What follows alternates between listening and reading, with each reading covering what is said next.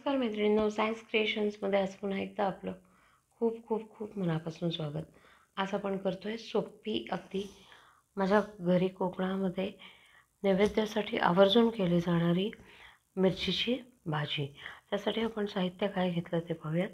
साधी मिरची जी असते कमी तिखट, पोपटी कलरची असते, ती डार्क हिरव्या कलरची असते, ती जास्त तिखट असते. पण ही हिरव्या कलरची जी असते ती कमी तिखट असते. ती घेतली आपण. ती आपण मध्ये कट करून नंतर त्याचे अर्धा ते 1 इंच तुम्हाला जसे हवेत तसे पीसेस करून घ्यायचे आहेत. लिंबू घेतले आपण. या भाजीसाठी लिंबू आवर्जून वापरलं जातं मिरचीचा तिखटपणा कमी करण्यासाठी. कोथिंबीर, शेंगदाण्याचा कूट, हळद, साखर, नंतर मीठ आणि लसूण थोडासा 2च पाकळ्या घेतलेल्या आहेत, ठेचून घेतल्यात मी सोलून.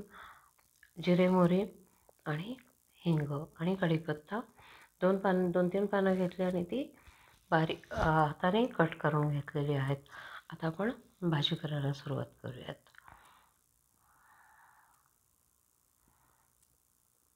अगदी कमी साहित्यात ही भाजी होते आणि टिकाऊ भाजी असते. कधीही आपल्याकडे इमर्जन्सीमध्ये जर भाजी नसेल तर ही भाजी आपण पटकन करू शकतो. फार तिखट होत नाही. त्यात हे जे साहित्य आहे, लिंबू आणि शेंगदाण्याचा कूट, या 2 गोष्टी त्याचा तिखटपणा बऱ्यापैकी कमी करतात. शिवाय आपण थोडी साखर देखील टाकणार आहोत.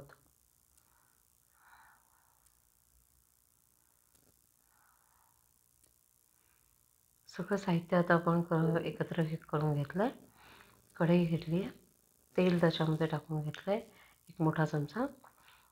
त्यात जिरे आणि मोहरी छान तडतडू द्यायचे.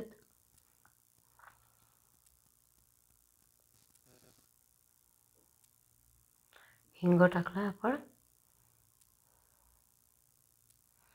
कढीपत्ता,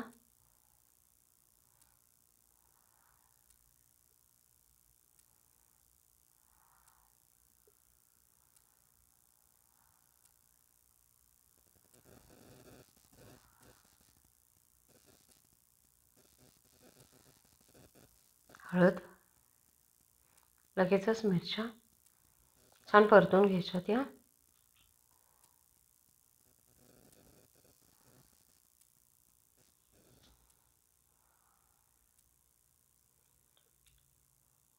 सुरुवातीला जो मी लसूण टाकला तो ऑप्शनल आहे.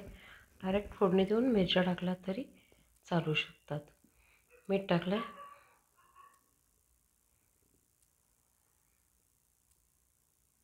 साखर,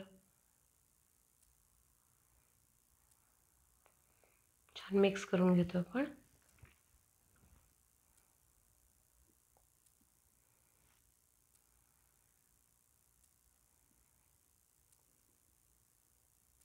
कोथिंबीर टाकली थोडी. लिंबू पिळून घेतले.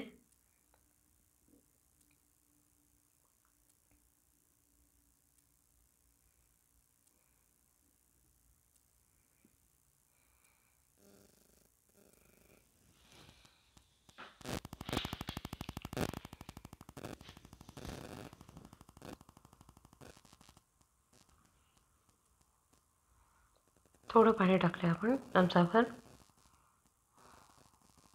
छान परतवून घ्यायचं आहे आणि झाकण ठेवायचं आहे. अगदी 1 मिनिटभरासाठी झाकण ठेवायचं आहे. वाफ येऊ द्यायची.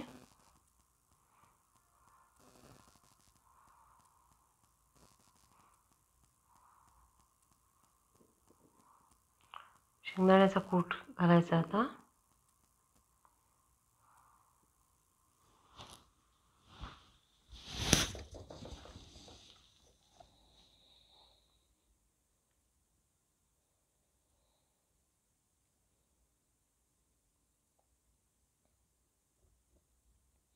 शेंगदाण्याचा कूट घालून घेतला आपण.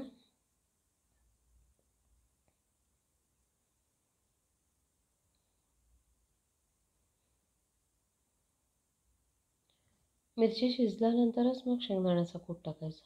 बऱ्यापैकी शिजली आपली मिरची.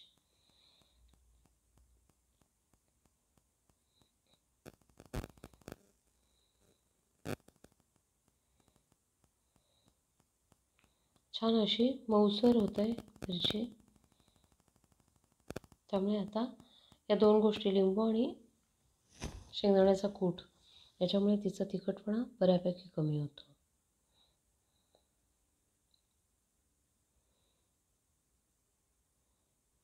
तयार आहे आपली भाजी. आता आपण ती सर्व करणार आहोत. कसा वाटला मैत्रिणींनो व्हिडिओ? व्हिडिओ जर आवडला असेल तर प्लीज लाईक, शेअर आणि कमेंट करायला विसरू नका आणि माझ्या चॅनलला सबस्क्राईब करा. कोथिंबीर टाकली आता आपण.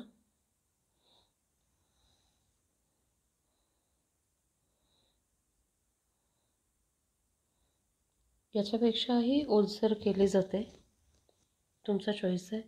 अशी देखील ठेवली तरी छान लागते आणि ही भाजी चवीला अतिशय सुंदर लागते. भाकरी पोळी कशाबरोबरही आपल्याला खाता येते. थँक्यू.